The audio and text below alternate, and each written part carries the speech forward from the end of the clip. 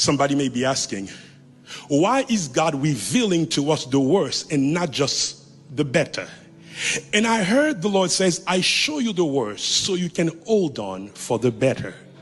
Revelation presents the first century Christians with a balanced view of reality that helps them through the crisis of last day events and not drown them in the miasma of the text catastrophic events. It would have been unrealistic for the Lord to only tell them about the good.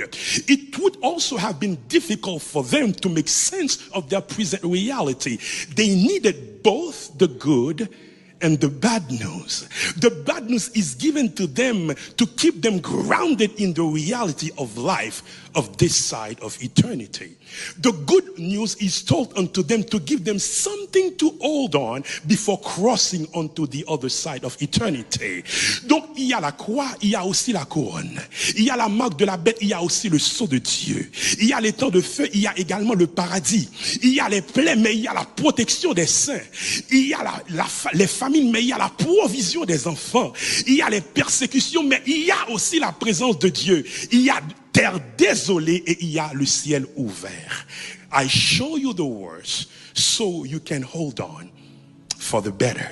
Somebody may be asking, why is God revealing to us the worst and not just the better? And I heard the Lord says, I show you the worst in order to solve your problem of anxiety. Stay with me.